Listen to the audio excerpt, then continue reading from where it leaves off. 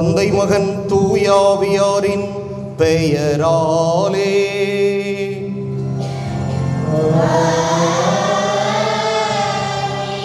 நம் ஆண்டவராகிய இயேசு கிறிஸ்துவின் அருளும் கடவுளின் அன்பும் தூய ஆவியாரின் நட்புறவும் உங்கள் அனைவரோடும் இருப்பதாக.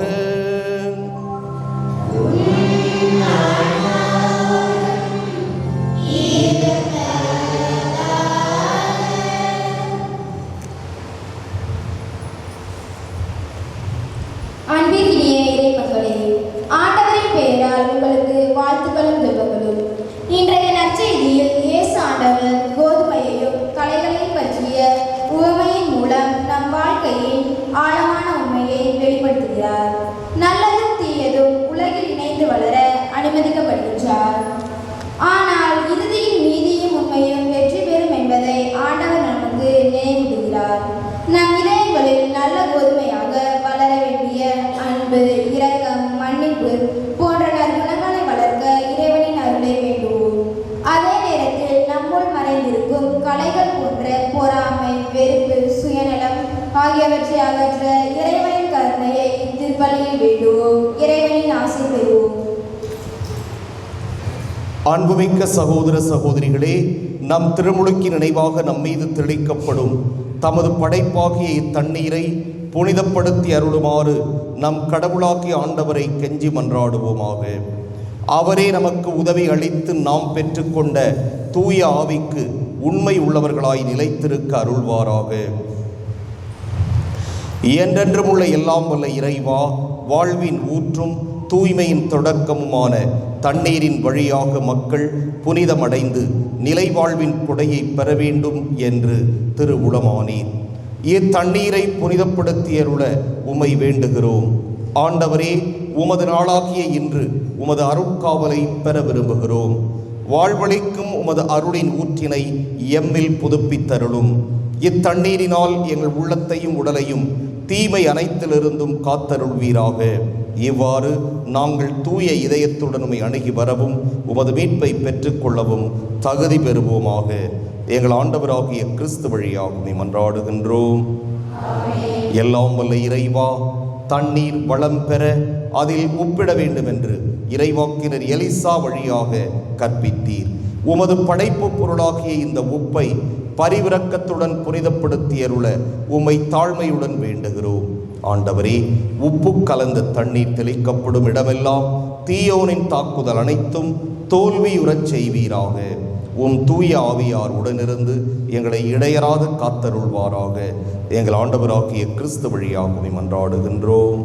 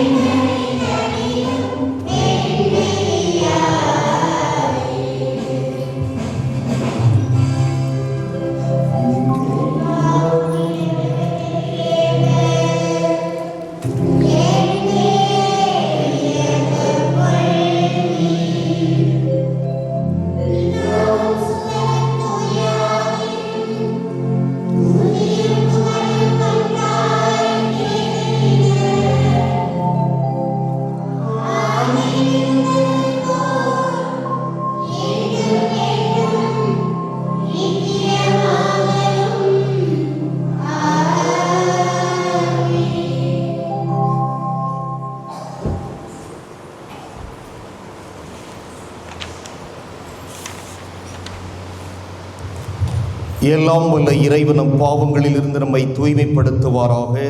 இந்த நற்கருணை கொண்டாட்டத்தின் வழியாக அவர் தம்முடைய ஆட்சியின் விருந்தில் பங்கு கொள்ள நம்மை தகுதி பெறச் செய்வாராக.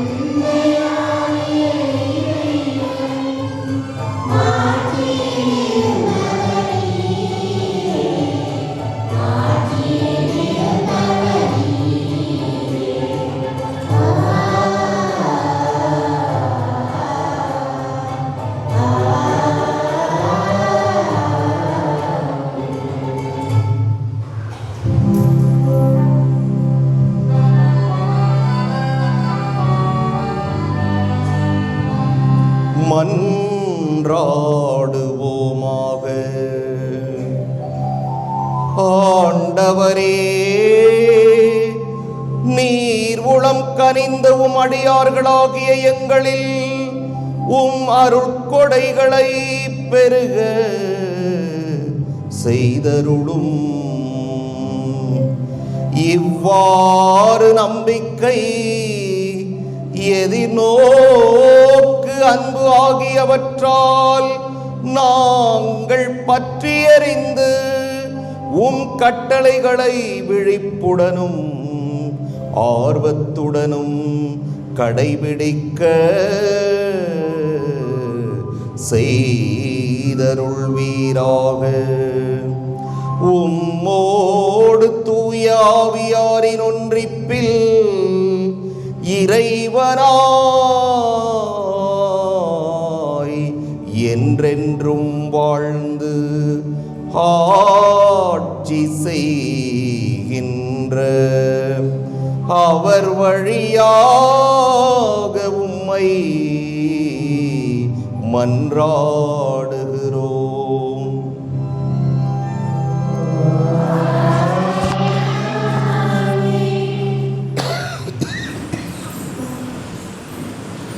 இன்றைய முதல் வாசகம் வல்லமையும் நீதியும் நிறைந்த இறைவனின் இதயத்தை நமக்கு வெளிப்படுத்துகிறது.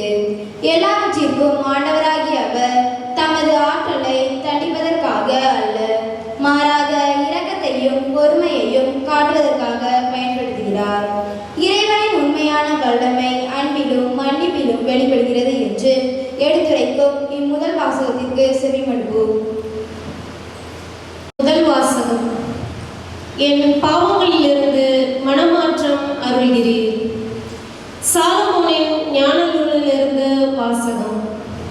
அதிகாரம் 12, இறை வார்த்தைகள் 13 மேலும் 14 19 முடிய. ஆண்டவரே, நீர் கருத்தாயிருக்கிறீர். முறைகேடாக நீர் தீர்ப்பு வழங்குவதில்லை என்பதையும் யாரிடம் காட்ட வேண்டும். உமது ஆற்றலே நீதியின் ஊற்று. அனைத்தின் மீதும் உமக்குள்ள ஆட்சி உரிமை அனைத்தையும் வாழும்படி விட்டு வைக்கிறது. மனிதர்கள் உமது வலிமையின் நிறைவை ஐயுறும்போது நீர் உம்முடைய ஆற்றலை காட்டுகிறீர். அதை அறிந்திருந்தும் செருக்குற்றிருப்போரை அடக்குகிறீர். நீர் ஆற்றல் மிக்கவராய் இருப்பதால் கனிவோடு தீர்ப்பு வழங்குகிறீர். மிகுந்த பொறுமையோடு எங்களை ஆள்கிறீர்.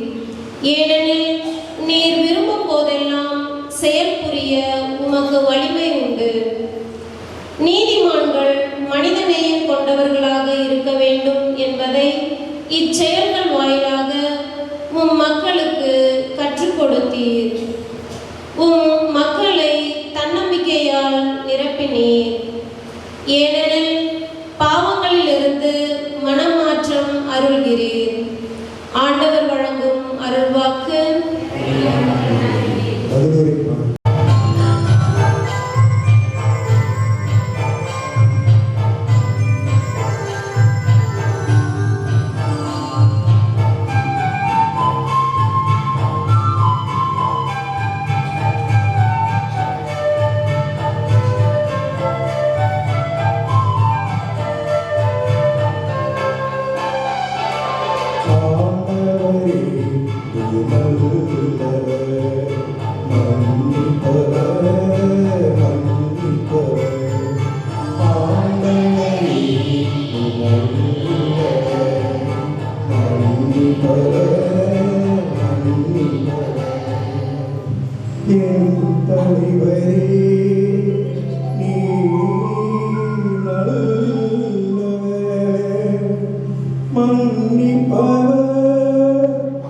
உம்மை நோக்கி மன்றாடும் அனைவருக்கும் பேரன்பு காட்டுபவர் ஆண்டவரே. என் வேண்டுதலுக்கு செவி கொடும். உம் உதவியை நாடும் என் குரலை கேட்டருளும்.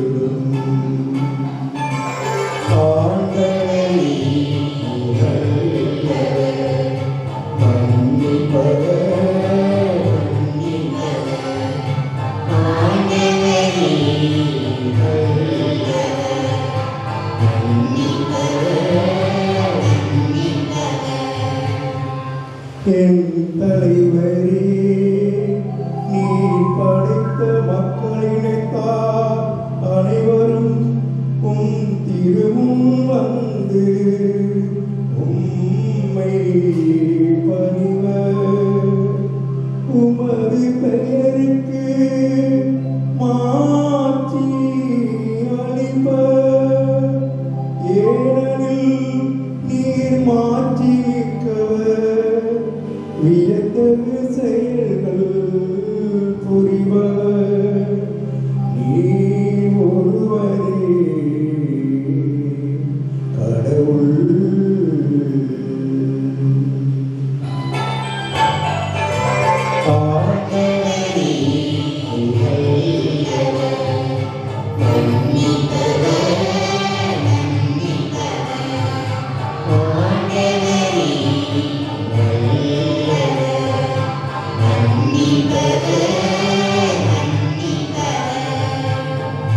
என் தலைவரே, நீரோ இரக்கமிகு இறைவன்.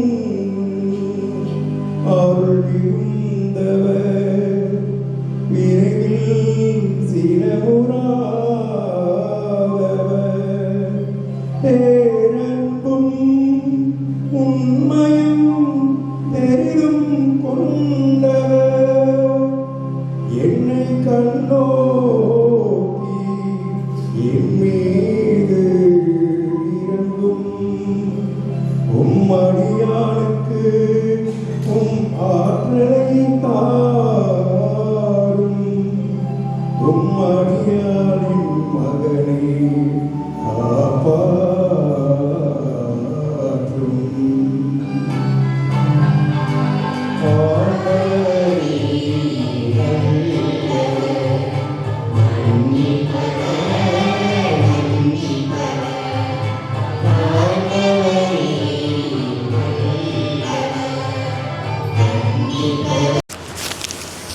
இன்றைய இரண்டாம் வாசகத்தில் நமது பலவீனங்களிலும் போராட்டங்களிலும் நாம் தனியாக இல்லை என்பதை புனித பவுல் நினைவூட்டுகிறார்.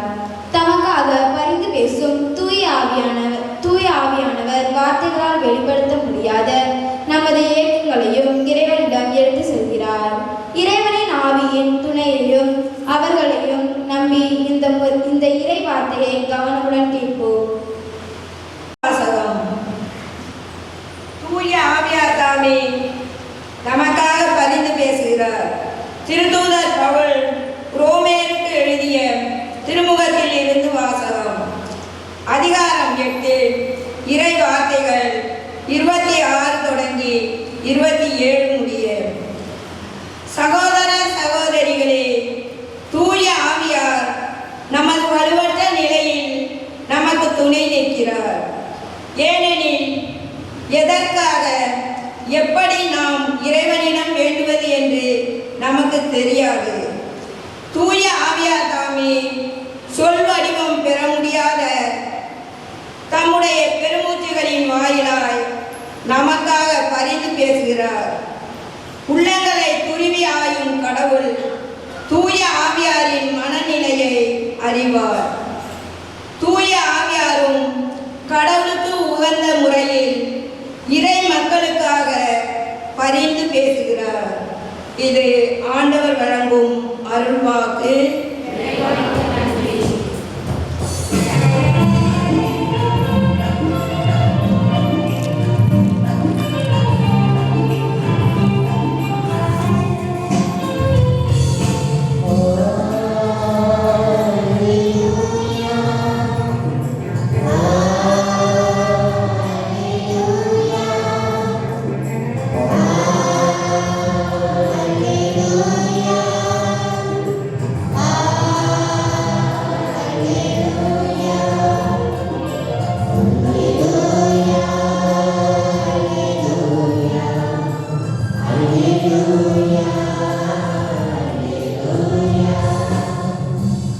தந்தையே, விண்ணுக்கும் மண்ணுக்கும் ஆண்டவரே உம்மை போற்றுகிறேன். ஏனெனில் விண்ணரசின் மறைபொருளை குழந்தைகளுக்கு வெளிப்படுத்தினீ. அல்லேலூயா.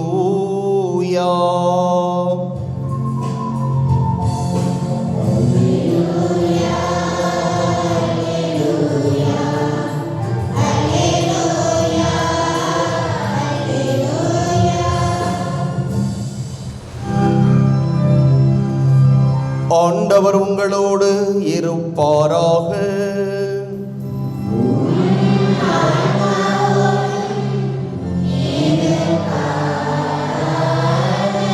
மத்தேயு எழுதிய தூய நற்செய்தியிலிருந்து வாசகம்.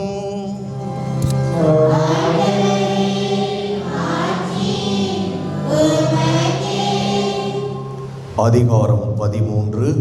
இறைவாக்குகள் 24 தொடக்கம் 30 இறுதியாக. அக்காலத்தில் இயேசு மக்கள் கூட்டத்திற்கு எடுத்துரைத்த வேறு ஓர் உவமை விண்ணரசை பின்வரும் நிகழ்ச்சிக்கு ஒப்பிடலாம். ஒருவர் தம் வயலில் நல்ல விதைகளை விதைத்தார். அவருடைய ஆள்கள் தூங்கும்போது அவருடைய பகைவன் வந்து கோதுமைகளுக்கு இடையே களைகளை விதைத்துவிட்டு போய்விட்டான்.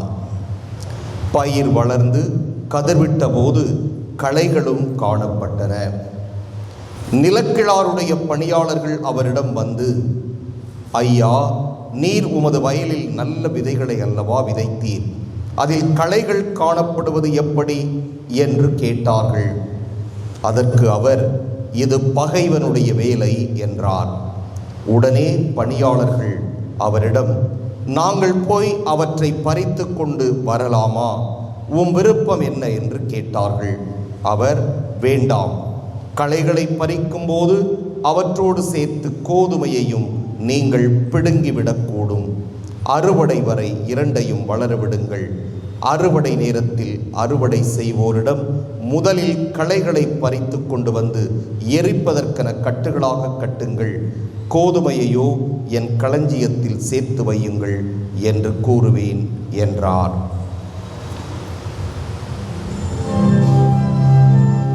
ஆண்டவரின் அருள்வாக்கு.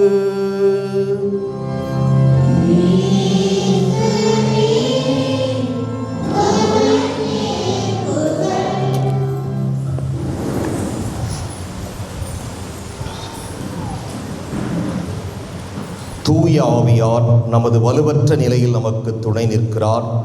ஏனெனில் எதற்காக எப்படி நாம் இறைவனிடம் வேண்டுவது என்று நமக்கு தெரியாது. இறை இயேசுவில் அன்புக்குரியவர்களே, எப்படி நாம் இறைவனிடம் வேண்டுவது என்று நமக்கு தெரியாது.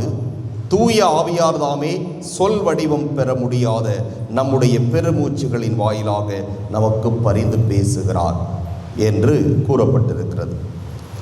ஆக இறைவனிடம் வேண்டுவது அப்படின்னா அதுக்கு ஜெபம் என்று சொல்லுகிறோம், அப்படிதானே? அதுக்கு என்ன சொல்கிறோம்? இந்த ஜெபத்தை பற்றி நமக்கு என்ன எப்படி ஜெபம் பண்ணுவதுன்னு தெரியாது. அப்படி நம்முடைய திருவிவிலியத்திலே ஒருத்தர் இறைவேண்டல் செய்தார், ஜெபம் பண்ணார். யாருக்காவது ஞாபகம் இருக்கா? ஒரு 2 பேர் கோயிலுக்கு போகிறாங்க.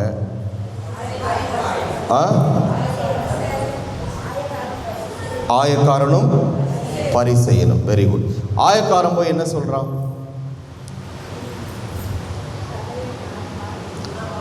நான் மற்றவர்களைப் போல் இல்லாதது பற்றி பெருமைப்படுகிறேன். 10ல் 1 பாகத்தை நான் என்ன கொடுக்குறேன்? காணிக்கையாக கொடுக்குறேன். அப்படிலாம் அவன் மற்றவர்களோடு ஒப்பிட்டு தான் பெரிய பணக்காரன் என்பதை அவன் ஜபத்தில் காட்டுகிறான். நான் மற்றவர்களை விட ரொம்ப யோக்கியன், நல்லவன், பக்தி உள்ளவன் அப்படிங்கிறத யார்கிட்ட காட்டுறான்? கடவுள்கிட்ட காட்டுறான். ஆனால் இன்னொருத்த என்ன செய்கிறான்? உள்ள கூட போக மனம் இல்லாமல் பின்னாடி இருந்து என்ன சொல்கிறான்? ஆண்டவரே, நான் பாவி, என்னை மன்னியும் சொல்கிறான். இப்போ இந்த இருவருடைய ஜெபத்தில் யாருடைய ஜெபம் ஏற்கப்பட்டதாக கூறுகிறது? சத்தமாக சொல்லுங்க. பரிசேயருடைய ஜெபம். அந்த பரிசேயனுக்கு எப்படி ஜெபிக்க வேண்டும் என்று தெரியவில்லை. ஆனால் பணக்காரனுக்கு தெரிந்திருந்தது. ஏன்னா அவன் பணக்காரன், ஒருவேளை படித்திருக்கலாம், விவரம் தெரிஞ்சிருக்கலாம், செல்வாக்கு பெற்றவனாக இருக்கலாம். ஓரளவு விவரம் தெரிஞ்சதுனால அவன் தன்னை பற்றிய பெருமையை அங்கே எடுத்துரைக்கிறான். இவனுக்கோ பரிசேயருக்கு ஜெபிக்க தெரியல. அவன் போகிறான், என்ன சொல்கிறான்? நான் பெரும் பாவி, என்னுடைய பாவங்களை மன்னியும். இவனுடைய ஜெபம்தான் ஏற்கப்பட்டதாக சொல்கிறார். ஆக நாம் பல சமயங்களிலே என்ன ஜெபிப்பது, எப்படி ஜெபிப்பது என்றெல்லாம் கவலைப்படுகிறோம். ஒரு பிரச்சனைன்னு வந்துட்டா, எனக்கு பேச தெரியாதே, அவன் நல்லா பேசுவான், அவன் நல்லா பேசுவா, அவங்கள மாதிரி எனக்கு விவரமாக பேச தெரியாது, நான் எப்படி பேசி இதை ஜெயிக்க போகிறேன் என்ற கவலை பல சமயங்களிலே நம்முடைய உள்ளங்களிலே ஊடுருவி இருந்திருப்பதை நாம் உணர்ந்திருப்போம். இந்த சூழலிலெல்லாம் நமக்கு ஆறுதல் தரும் வார்த்தை தான் இன்றைய 2வது வாசகம். நாம் என்ன பேச வேண்டும், எப்படி பேச வேண்டும், எப்படி ஜெபிக்க வேண்டும் என்பதை யார் நமக்கு கற்றுத்தருவார்? தூய ஆவியார் நமக்கு கற்றுத்தருவார். அதை பற்றியெல்லாம் கவலைப்படணுங்கிற அவசியமே நமக்கு இல்லை. தூய ஆவியார் நமக்கு எப்படி ப்ரே பண்ணணும், ஒரு பிரச்சனை வந்துட்டா எப்படி பேசணும், எப்படி அணுகணும். அது குழந்தையை கொஞ்சம் மடியில் வச்சுக்கோங்க.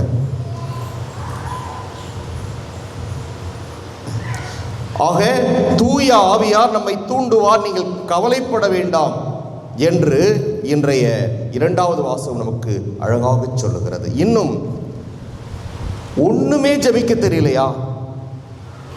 நம்ம பார்க்குறோம் கிராமங்களில் சுத்தமாக கல்வி அறிவு இல்லாமல், படிப்பறிவு இல்லாத பெற்றோர்கள் எத்தனையோ பேர் இருக்கிறார்கள்.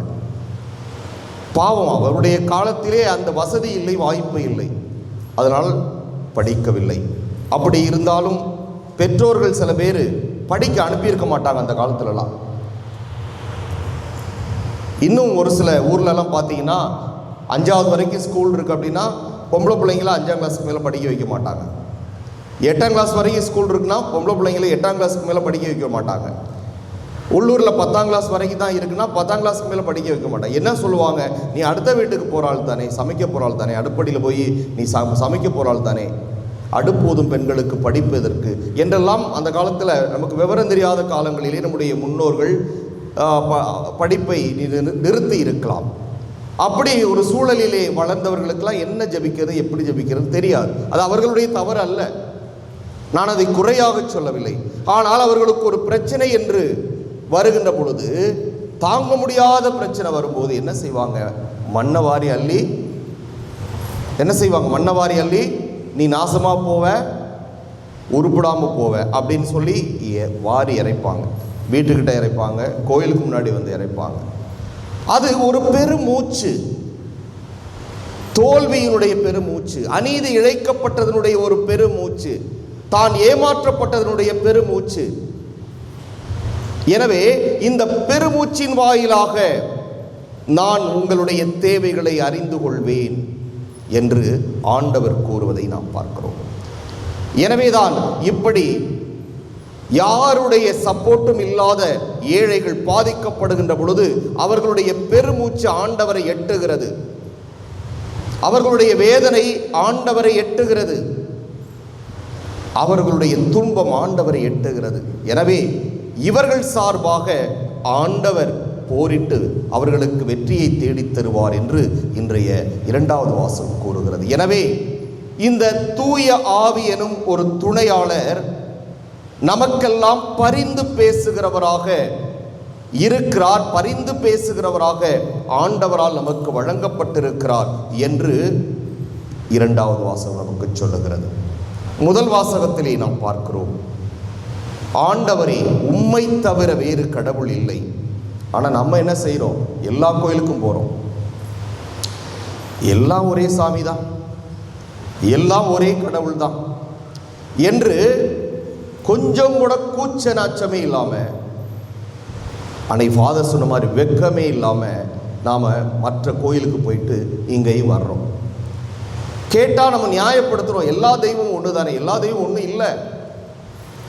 புதுநன்மை எடுக்கும்போது நம்ம என்ன வாக்கு கொடுத்தோம், ஆண்டவர் ஒருவரை தவிர வேறு ஆண்டவர் நமக்கு கிடையாது, இறைவன் ஒருவரே, இயேசு ஒருவரே என்றெல்லாம் வாக்கு கொடுக்கிறோம். கல்யாணம் பண்ணும்போது வாக்கு கொடுக்கிறோம், திரு அவையின் முன்பாக ஓலை எழுதும் போது பைபிளில் கை வச்சு சத்தியம் பண்றோம். எல்லாம் பண்ணிட்டு எல்லா சாமியும் ஒன்று தானே, ஆரை சாமியும் அந்தோணி சாமியும் ஒன்றாக முடியாது. அதனால இறைவன் ஒருவரே, இயேசு ஒருவரே, தூய ஆவியானவர் ஒருவரே. அவரை நாம் இறைவனாக ஏற்றுக்கொண்டால் வேறு யாரையும் நாம் ஏற்றுக்கொள்ளக்கூடாது. அதைத்தான் நம்ம ஆண்டவர் சொல்லுகிறார்.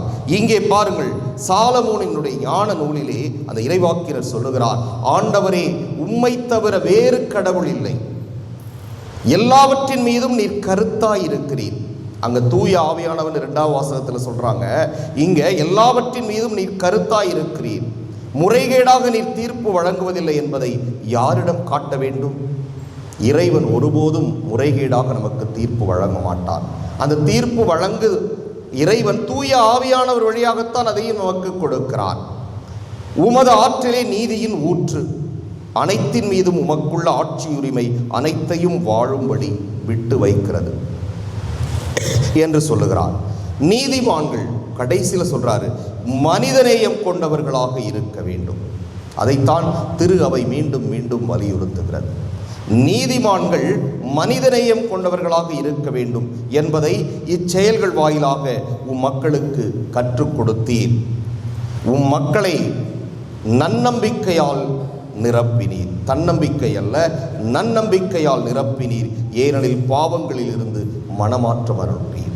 அதான் ஆண்டவர் என்ன சொல்றாரு, இறைவன் மனிதர்களாகிய நாம் தூய ஆவியானவருடைய தூண்டுதலை எல்லாம் மறந்துவிட்டு அவருடைய விருப்பத்திற்கு எதிராக பல்வேறு விதமான பாவங்களை நாம் செய்கிறோம். எனவே மனம் வருந்தி மனம் திரும்பி அந்த ஆண்டவரிடம் இனிமேல் நான் இந்த பாவத்தை செய்ய மாட்டேன், தவறை செய்ய மாட்டேன் என்று வருகின்ற பொழுது தூய ஆவியானவர் வழியாக நமக்கு மன்னிப்பை அருளி நம்மை மீண்டும் ஏற்றுக்கொள்ளக்கூடிய இரக்கத்தின் இறைவனாக நம் இறைவன் இருக்கிறார் என்பதை இன்றைய முதல் வாசகத்தில் நம் ஆண்டவர் நமக்கு அழகாக கூறுகிறார். இதைத்தான் நற்செய்தியில் நாம் பார்க்கிறோம். விதைப்பவன் ஒரு விதைக்கு செல்கிறான், எதிரி வந்து என்ன செல்கிறான், அவனுக்கு தெரியாம களைகளை விதைத்து விட்டு செல்கிறான். இங்கே களை என்று சொல்லுகின்ற பொழுது எவனவன் பாவம் செய்கிறானோ அவன். கடைசியில் பாருங்க, அதை பறித்து விடலாமா என்று கேட்ட பொழுது விட்டு விடுங்கள், அதை பறிக்கின்ற பொழுது நல்ல செடிகளை நீங்கள் பிடுங்கி விடுவீர்கள், எனவே விட்டுவிடுங்கள். அறுவடை நாள் வருகிற பொழுது நீங்கள் முதலிலே களைகளை பறித்து தீயிட்டு கொளுத்துங்கள் என்று சொல்கிறார். அப்படின்னா என்ன? நாம பாவம் செய்கின்ற பொழுது மனம் திரும்பி வருகின்றோமா என்று ஒவ்வொரு முறையும் எதிர்பார்க்கிறார். தூய ஆவியானவர் நம்மை வழிநடத்துபவர்.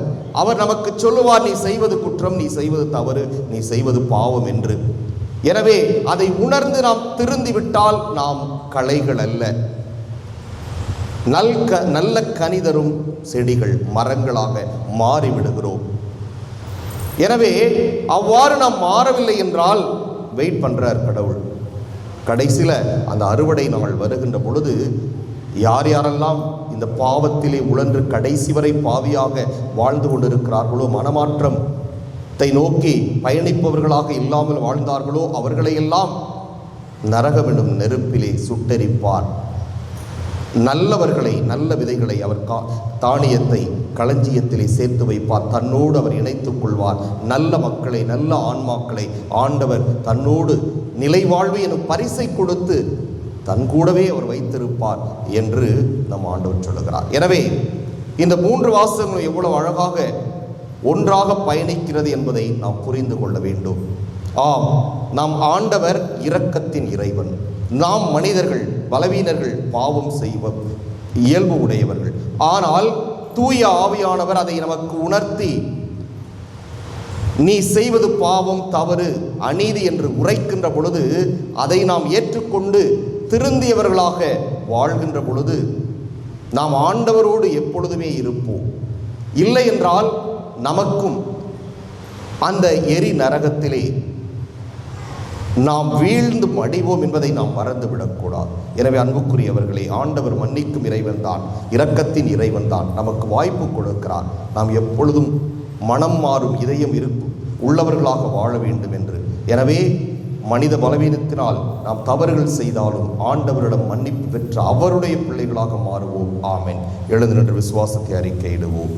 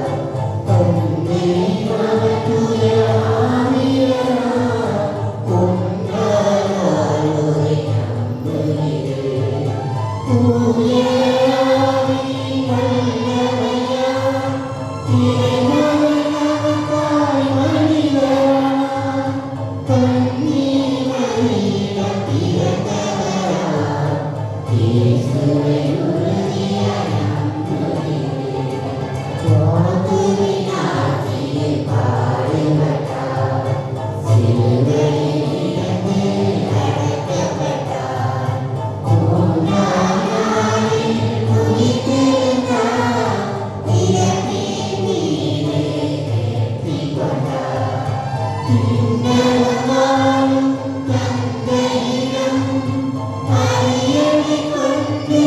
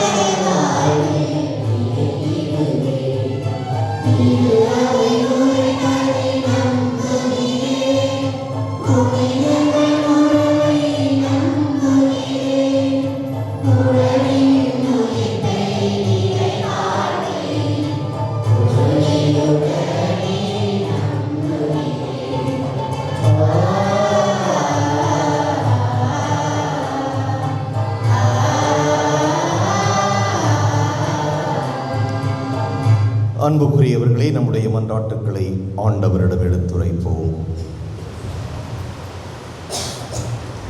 அரசருக்கெல்லாம் அரசரே எம் இறைவா, எம் திருத்தந்தை, ஆயர்கள், அருள் பணியாளர்கள், துறவியர் மற்றும் பொதுநிலையினர் அனைவரையும் உம் திருவடி சமர்ப்பிக்கின்றோம். இவர்கள் உம் பணியை தொடர்ந்து திறம்பட செயலாற்ற தேவையான ஆற்றலை தர வேண்டும் என உம்மை மன்றாடுகிறோம். தாழ்வு நிலையில் இருப்பவர்களுக்கு தந்தையாகிய இறைவா, தகுதி இல்லாதவர்கள், தேவையற்றவர்கள், ஒடுக்கப்பட்டவர்கள் என மனித மனதிற்குள்ளே இருக்கின்ற ஏற்ற தாழ்வுகளை களைந்து அனைவரும் சமம் என்னும் தீ எங்கள் மனதில் பற்றி எரிய வேண்டும் என உம்மை மன்றாடுகிறோம். வழிநடத்தும் நல்ல ஆயனே என் இறைவா, எங்கள் நாட்டை ஆளும் தலைவர்கள் உம் பாதம் சமர்ப்பிக்கின்றோம். சுயநலம் துறந்து பிறநலம் பேணி வாழ வரமருள வேண்டும் என உம்மை மன்றாடுகிறோம்.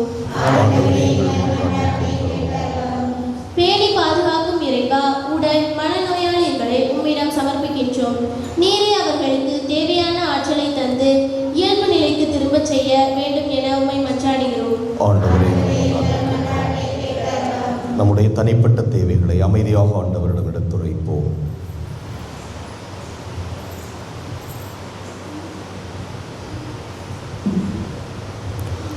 மன்றாடுவோமாக. எங்கள் புகலிடம் பலவுமாக இறைவா, எங்களிடம் இறை உணர்வை தூண்டி எழுப்புகிறவர் நீரே. உம்முடைய மக்களின் உருக்கமான இந்த மன்றாட்டுக்களை ஏற்று நிறைவு செய்ய வேண்டும் என்று எங்கள் ஆண்டவர் கிறிஸ்து வழியாக மன்றாடுகின்றோம்.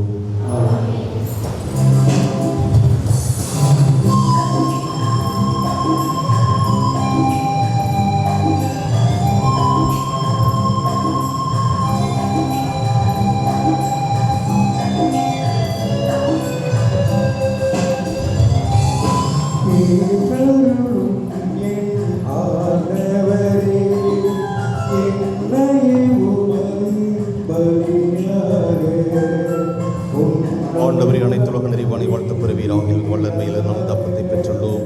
நிலத்தின் விளைவும் மனித உழைப்பின் பயணமான தப்பத்தை ஒப்புக் கொடுக்கின்றோம். இது எங்களுக்கு வாழ்வழிக்கும் அப்பமாக மாறும். இறைவன் என்று வாழ்த்து பெறுவாராக.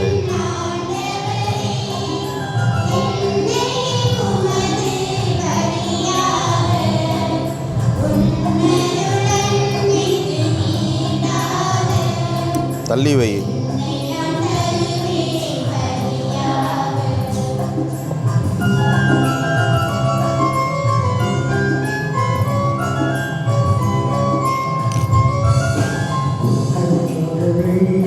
ஆண்டவரே, அனைத்துலக நிறைவானை வாழ்த்து பெறுவீராக. வல்லன்மையில் நாம் தரிசனத்தை பெற்றுள்ளோம். திராட்சை செடி மனித உழைப்பின் பயணமான தரிசனத்தை கொடுக்கின்றோம். இது எங்கள் ஆன்மீக பானமாக மாறும். இறைவன் வாழ்த்து பெறுவாராக. ஆண்டவரை, தாழ்மையான மனமும் நொறுங்கிய உள்ளம் கொள்ளைகளை ஏற்றலும். ஆண்டவரை, இறைவா, நாங்கள் முதல் திருமணம் கொடுக்கும் இப்பலி உமக்கு உகந்ததாவதாக.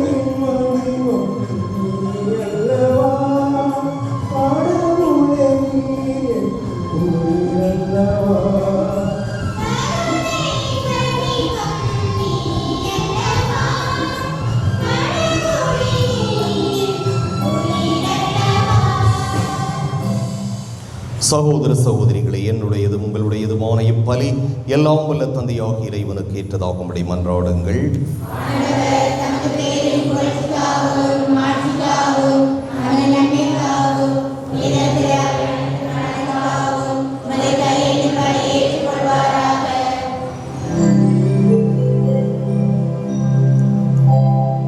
இறைவா,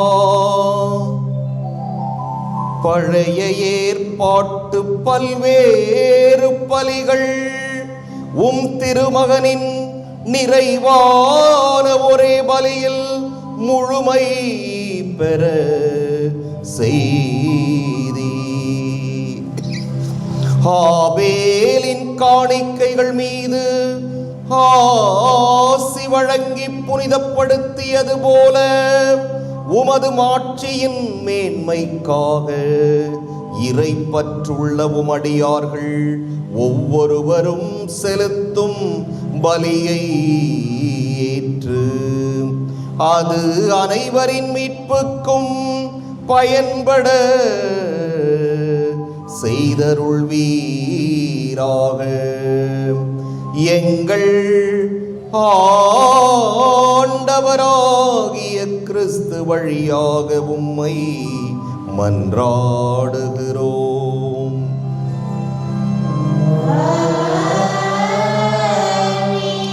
ஆண்டவர் உங்களோடு இருப்பாராக.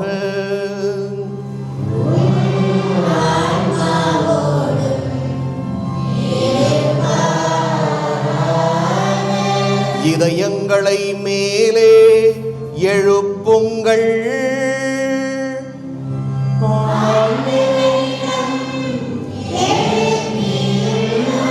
நம் இறைவனாகிய ஆண்டவருக்கு நன்றி கூறுவோம்.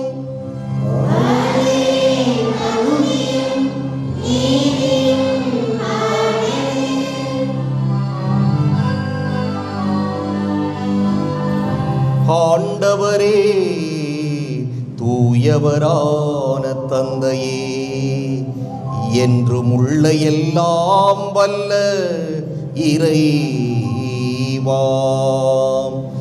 எந்நாளும் எவ்விடத்திலும் நாங்கள் உமக்கு நன்றி செலுத்துவது மெய்யாகவே தகுதியும் நீதியும் ஆகும். எங்கள் கடமையும் மீட்புக்கு உரிய செயலுமாகும். ஏனெனில் நீர் உலகு அனைத்தையும் படைத்தீர், காலங்களின் மாற்றங்களையும் முறைப்படுத்தினீர், உமது சாயலில் மனிதரை உருவாக்கினீர். இவ்வுலகின் வியத்தகு பொருட்கள் எல்லாவற்றையும் அவர்களுக்கு பணிய வைத்தீர். இவ்வாறு அவர்கள் உமது படைப்புகள் அனைத்தின் மீதும் பதிலாள்களாக ஆட்சி செலுத்தவும், செயல்களின் மேன்மையைக் கண்டு உம்மை இடையராது புகழ்ந்தேத்தவும் எங்கள் ஆண்டவராகிய கிறிஸ்து வழியாக செய்தருளினீர். ஆகவே நாங்கள் வானதூதர் அனைவரோடும் சேர்ந்து உம்மை புகழ்ந்தேத்தி அக்களித்து கொண்டாடி ஆர்ப்பரித்து பாடுவதாவது: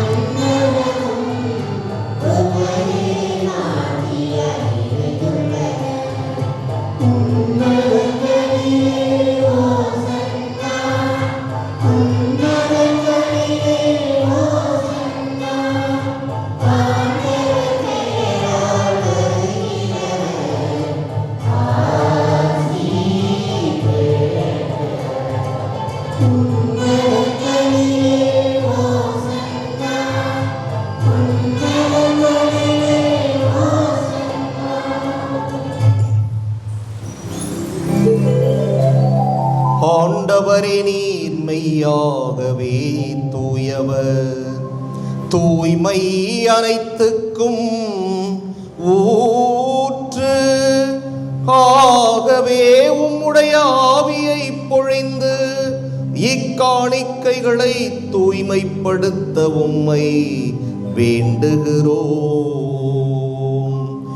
இவ்வாறு எங்கள் ஆண்டவர் இயேசு கிறிஸ்துவின் உடலும் இரத்தமுமாக எங்களுக்கு இவை மாறுவனவாக.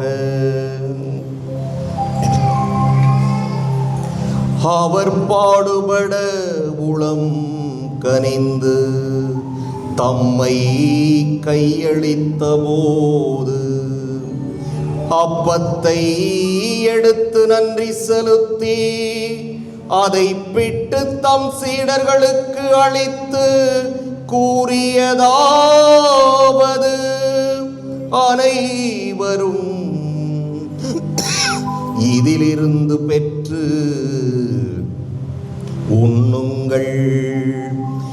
ஏனெனில் இது உங்களுக்காக கையளிக்கப்படும்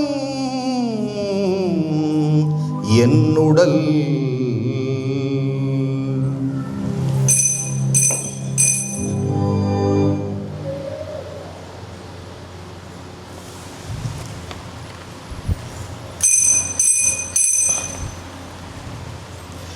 அவ்வண்ணமே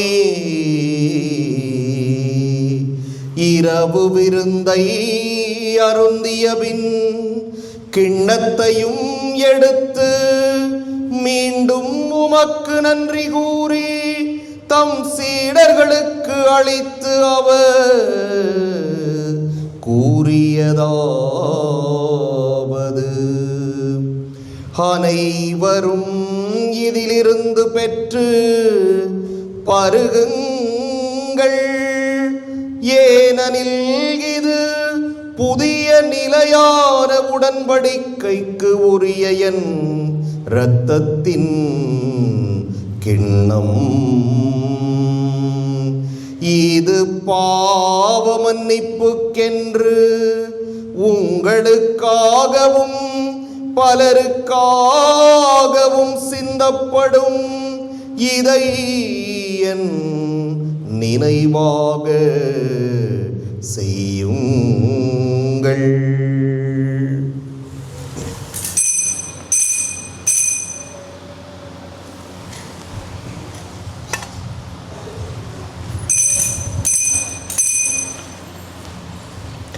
நம்பிக்கையின் மறைபொருள்.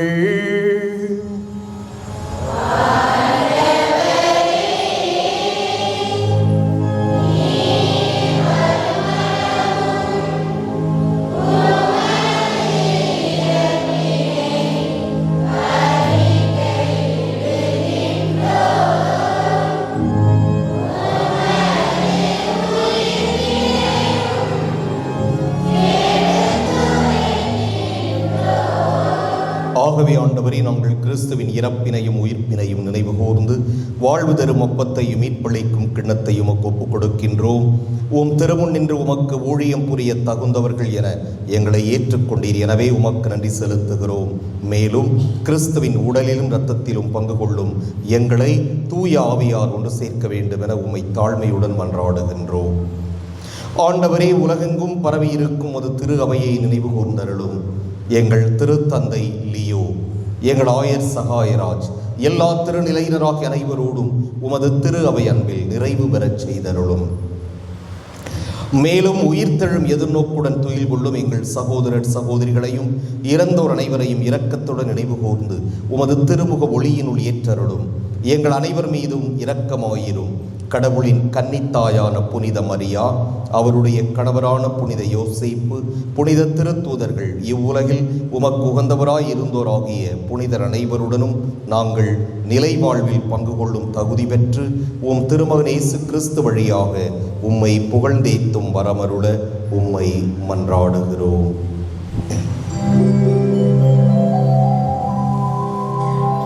இவர் வழியாக, இவரோடு இவரில் எல்லாம் வல்ல இறைவனாகிய தந்தையே, தூய ஆவியாரின் ஒன்றிப்பில் எல்லா புகழும் மாட்சியும் என்றென்றும் உமக்கு உரியதே.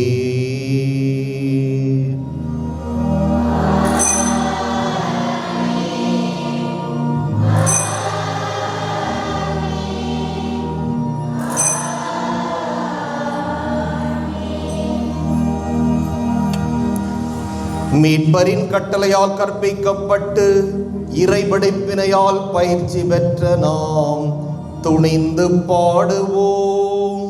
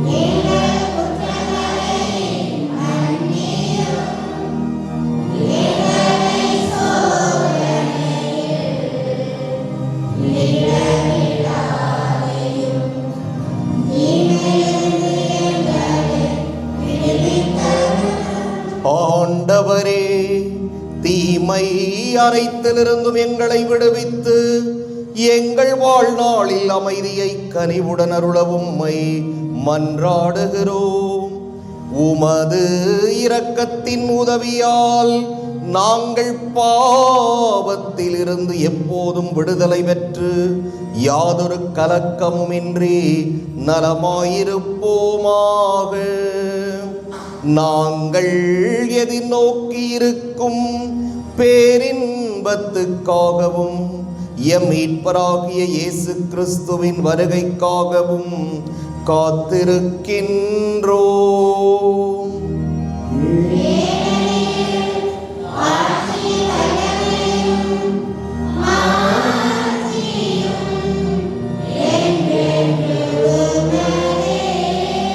ஆண்டவரே இயேசு கிறிஸ்துவே, அமைதியை உங்களுக்கு விட்டுச் செல்கிறேன், என் அமைதியையே உங்களுக்கு அளிக்கின்றேன் என்று உம் திருத்தூதர்களுக்கு மொழிந்தீரே.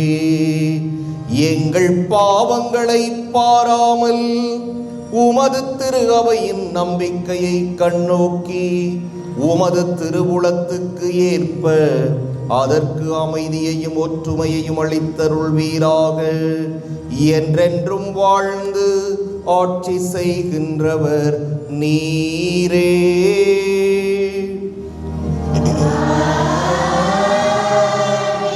ஆண்டவருடைய அமைதி உங்களோடு என்றும் இருப்பதாக.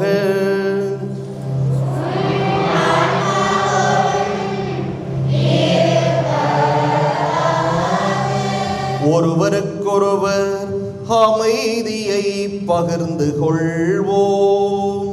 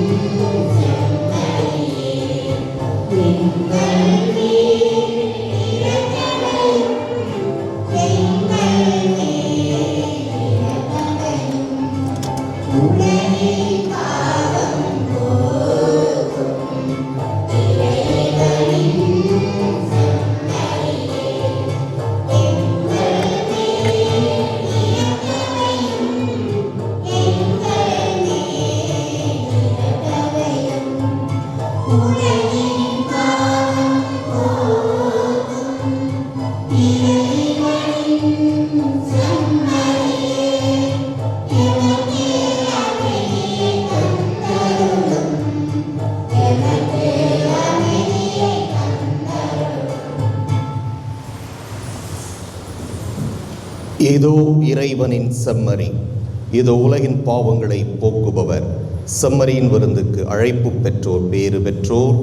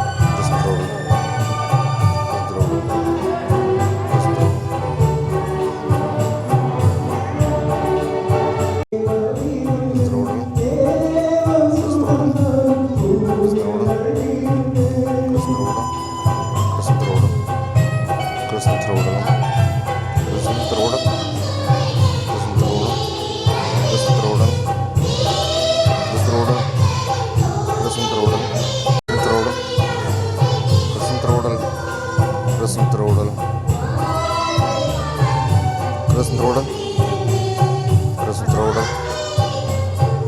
Krasntroda, Krasntroda, Krasntroda. அருளும் உடைய ஆண்டவர் தம் வியத்தகு செயல்களை நினைவில் நிலைக்கச் செய்துள்ளார். அவர் தமக்கு அஞ்சி நடப்போருக்கு உணவு அளித்தார். மன்றாடுவோமாக. ஆண்டவரே, விண்ணக மறை நிகழ்வுகளால் நீர் நிறைவு செய்த உமக்களுடன் கனிவாய் தங்கியிருக்க உம்மை வேண்டுகிறோம். பழைய நிலையிலிருந்து வாழ்வின் புதிய நிலைக்கு நாங்கள் கடந்து செல்ல செய்வீராக. எங்கள் ஆண்டவராகிய கிறிஸ்து வழியாக உம்மை மன்றாடுகின்றோம்.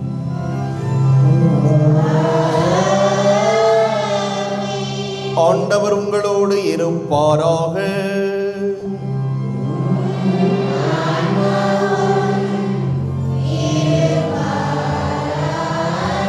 எல்லாம் வல்ல இறைவன் தந்தை, மகன், தூயாவியார் உங்களுக்கு ஆசி வழங்குவாராக.